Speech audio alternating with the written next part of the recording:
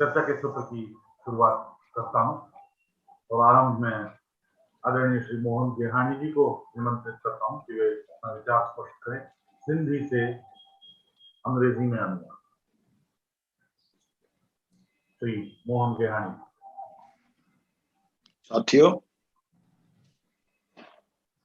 सदर साहब मुंहिंजा मुअज़्ज़िज़ दोस्तों साथियों, जॾहिं सिंधीअ मां असां ॿी ॿोलीअ में तर्जुमो कयूं था त असां मजमूई तौर सिंधी जातीअ जी सुञाणप ॾियूं था।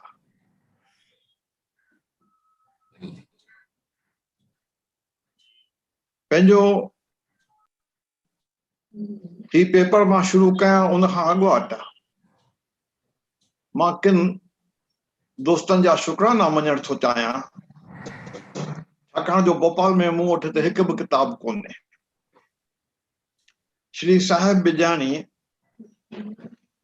मुकेश तिलोकाणी, नामदेव ताराचंदानी, मेनका शिवदासानी, खीमन मूलानी, हिननि सभिनी खां अहवाल गॾु करे मूं कुझु पेश करण जी कोशिश कई आहे ऐं मां उन्हनि जो तहे शुक्रगुज़ार आहियां। मुंहिंजो दायरो सिर्फ़ सिंधी क्लासिकी शाइरनि जा अंग्रेजी तर्जुमा है। मां पंहिंजे दायरे जे अंदरि ई रहंदुसि। शाह, सचल ऐं सामी सिंध जी सुञाणप आहिनि। संदन असर सिर्फ़ अदब ताईं न, पर उन्हनि जे शाइरीअ जो असर सिंधियत जे ऐं सिंधियुनि जे स्वभाव ते पिणु पवे थो। हू सिंध जा रूह आहिनि। शाह सिंध जी भुंय जी बाण आहे त सचल फूकियल सिंधू नदीअ जा किनारनि खे ललकारींदो थो रहे। सामी अमीक जे वहकिरे जा सान गंभीर वहंदो थो रहे। हिननि सिंधी शाइरनि ते सिंधी ताकनि छकनि आहिनि ऐं हिननि जा केतिरा ई शहर आम ॿोलीअ जो सोथी था अचनि। हिननि शाइरनि किन परदेहियुनि जो पिणु मन मोहियो आहे, ख़ासि करे शाह लतीफ़। उन्हनि परदेहियुनि पण सिंधस ॿोलनि खे कथण, पढ़ण ऐं माणण जी कोशिश कई ऐं पंहिंजो मुशाहिदो ॿियनि सां वंडण लाइ उन्हनि जो तर्जुमो पिणु कयो। साॻे नमूने केतिरनि सिंधी ॿोलीअ जे माहिरनि हिननि शाइरनि जा राज़ परूड़िया, हिननि जे अलमस्तीअ जो अहसासु माणियो, हिननि जे शाइरी जी सूंह ते मुफ़्तून थिया। उन्हनि पिणु पंहिंजो मुशाहिदो ॿियनि सां वंडण जी कोशिश कई आहे। हिननि क्लासिकल शाइरनि मां ॻच हिसो त शाह लतीफ़ बाबति ऐं संदसि शाइरीअ जे तर्जुमे बाबति आहे। पहिरियों परदेही जंहिंखे लतीफ़ साईं मोयो हो सो जर्मन पादरी हो, डॉक्टर ट्रम्प, जंहिं शुरूअ में संदसि बैत जर्मन ॿोलीअ में तर्जुमो कया ऐं बैद में सिंधी सुजाॻनि जी मदद सां 1866 में कलाम गॾु करे सिंधीअ में लिप्ज़िग मां छपाए पधिरो कयो। अहिड़ी तरह संदसि सिंधी ॿोली ऐं अदब सां हुन हिकु वॾो वर्क कयो। H.T. सोड़ले जो शाह सां नी कीअं लॻो, इहो हिकु दिलचस्प वाक़िओ आहे। 1919 में हिंदुस्तान जे आज़ादीअ जी जंग जे सिलसिले में जलियानवाला बाग में अंग्रेज सरकार पारां क़त्ल आम थियो, जंहिं ॻाल्हि सॼे हिंदुस्तान में जोश जी लहर पैदा कई। जेठमल परसराम जो उन वक़्तु आज़ादीअ जे जंग जो सिपाही हो ऐं हिंदवासी अख़बार जो एडिटर हो त ही ख़बर शाह जे बैत जे सिरे सां छापी। कला के हट कुसण जो कोप थियो। हिन सिट जो मतिलबु सरकार खां डोह करियो, हंसा फैलाइण सम्झो वियो ऐं उन ते मुक़दमो कयो वियो। कोर्ट में जज हो H.T. सोडले, जंहिंखे 3 सालनि जी टीप ॾेई छॾियो। केस हलंदे शाह जे बैतन बाबति, संदसि शहरीअ बाबति घणाई बहस थिया ऐं अहिड़े शहर बाबति वधीक ॼाण हासिल करण जी चाहना H.T. सोडले जे मन में जागी ऐं उन चाहना में हू शाह जो आशिक़ बणिजी पियो। आख़िर हिन शाह जे शहर ते हिकु दस्तावेज़ी किताब लिखी, उन ते PhD पिणु हासिल कई। किताब जो उन्वान आहे Shah Abdul Latif of bit his poetry, life and times। इहो किताब 1940 में ऑक्सफोर्ड यूनिवर्सिटी प्रेस मां छपियो हुयो ऐं वरी 1984 में हिते हिंदुस्तान में पिणु छपियो वियो आहे। हिन किताब में शाह जे वक़्त जे समाज जो घणो ई ज़िक्र कयो वियो आहे, जेको ईस्ट इंडिया कंपनी जे लिखा पढ़ी ऐं उन जे दस्तावेज़नि जे ज़रिए ॾिनो वियो आहे ऐं जेको शाह जे शाइरी जो तर्जुमो कयो वियो आहे, उहो तर्जुमो जिन शाह खे सिंधीअ में माणियो आहे, उन्हनि खे एतिरो दिलि सां नथो लॻे। ॿियो नालो जेको कंहिं पढ़ंदे ई हिन दस में कदम खयो, उहा आहे एल्सा काज़ी। उहा जर्मन औरत, सिंधियुनि जी माना ते दानिश्वर ऐं तैलीमदान आहे काज़ी जे घर वारी। पाण सुठी नाटक नवीस, मौसीक़ी जी ॼाणो ऐं माहिर चित्रकार। सालनि जा साल सिंध में रहण करे सिंधड़ थी पई ऐं अहिड़ी रीति हिकु आम सिंधी जा शाह लतीफ़ जी शाइरी सां पिणु प्रीत जो पेच पुख़्तो थियो। हिन शाह जे रसाले जो अंग्रेज़ीअ में तर्जुमो कयो। हिन तर्जुमो कंदे वधन जो पिणु ख़्यालु रखियो आहे।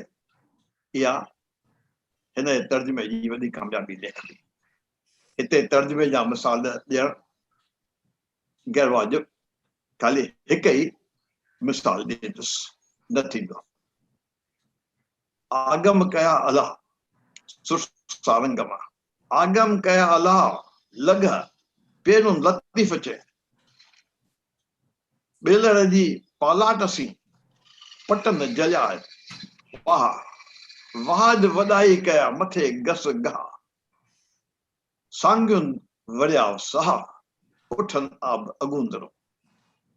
तर्जुमो है, see Seth Latif hath Allah brought the clouds in ever thinking mass, from brimming pools the water flows to make the floating grew with dross. God indeed of gracious thought has depth the path windward, who roam way away, draw fresh breath again। हिन जो समय ॿियो नालो अचे थो Christopher शिकले जो। Google में जांच करण सां ॼाण पई त इहो किताब ई किताब तौर पर पेश आहे।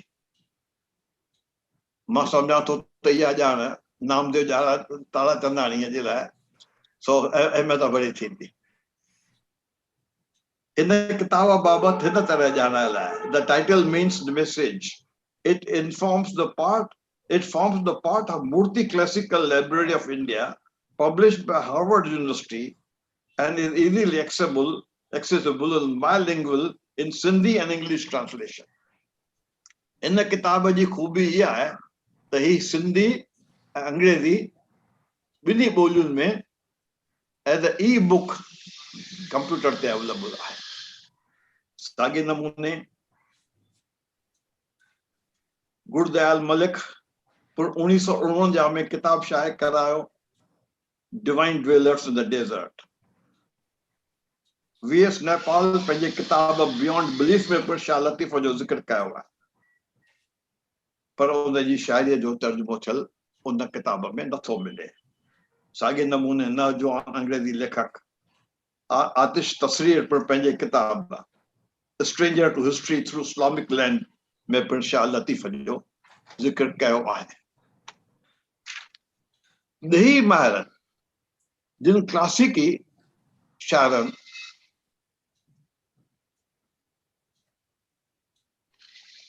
खे सिंध जे रूह सां वाक़ुफ़ कराइण ऐं उन जे लासानी अदली वर्से जी सूंहं सोबिया जो वास वठाइण जी कोशिश कई आहे, उन्हनि में के मोतबर नाला हिन तरफ़ आहिनि।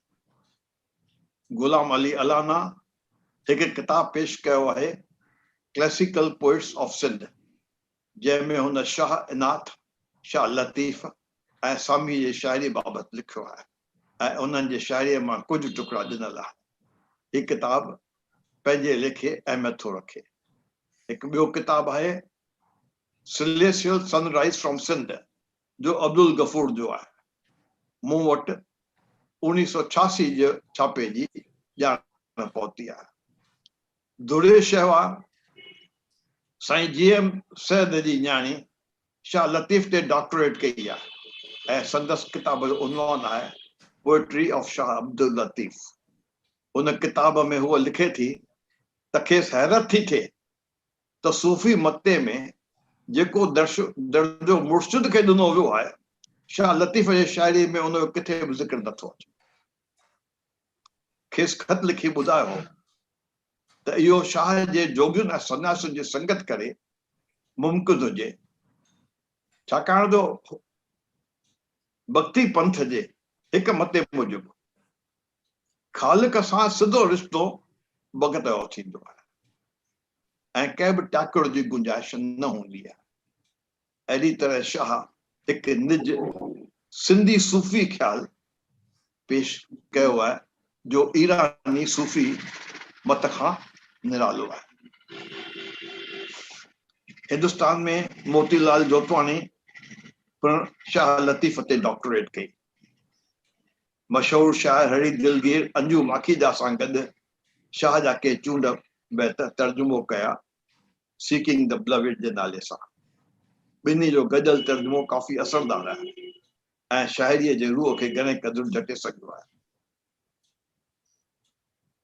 सचल सरमस जो कलाम सिंधी ॿोलीअ जे अवल फ़हरिस्त जे लेखक ॼेठमल परसराम कयो आहे।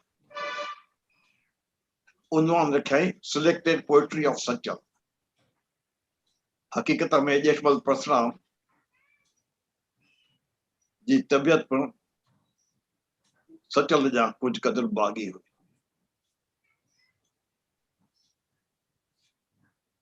ऐं ही शुरूआती तर्जुमनि मां आहे।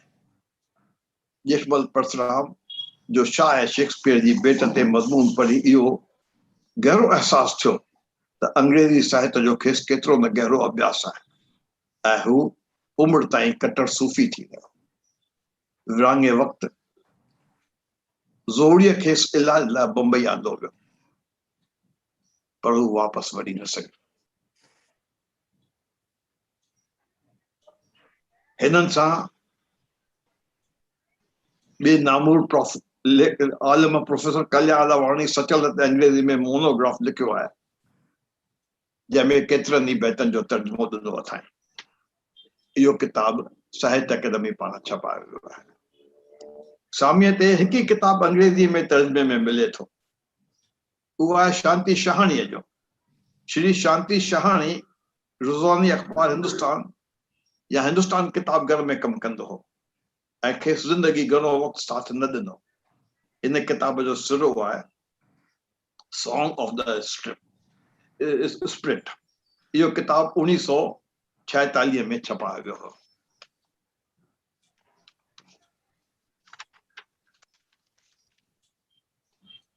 साल 1914 में दुनिया भर में मशहूर पेंगुइन पब्लिशिंग पारां अरुंधति सुब्रमण्यम खे हिंदुस्तान जे जुदा जुदा ॿोलियुनि जे भक्ति साहित्य जे अंग्रेज़ी तर्जुमे जो गुटको तैयार करण जो कमु सौंपियो वियो। सिंधी ॿोलीअ खे पिण ॿियनि ॿोलियुनि जा जाइ मिले, उन लिहाज़ खां सामी जा 20 श्लोक तर्जुमो करे पेश कया विया। तर्जुमे खे मेनका शिवदासानी संभालियो। जॾहिं हिन बैत जो तर्जुमो कयो वियो, आयो नागड़ नट बेख दड़े बाज़ार में, कढी वेठो कर्म जो सामी हरकत हट, संतन पुरुषन कयो तुम लाहे प्रगट, तारा जीअं वट खणी सटियाऊं सीर में। खेसि अचरज लॻो त नागड़ नट जो हिकु वापारी रूप में पिणु सिंधीअ में रूप आहे। इहो रूप त सिंधी जाति जी सुञाणप जी अलामत आहे। हुन किताब मां सामीअ जो हिकु श्लोक नमूने तौर पेश कयां थो। प्रेम अखर पारे सतगुरु मुन सीतल गयो, सामी छॾाई छिन में संसार सभु सारे, चौपारीअ चारे साखी कयईं सभ जो। The word love taught by my Sadguru has cleansed my heart. Swami says in the moment he has set on fire all doubts, hoisted me aloft, and behold, I see everything.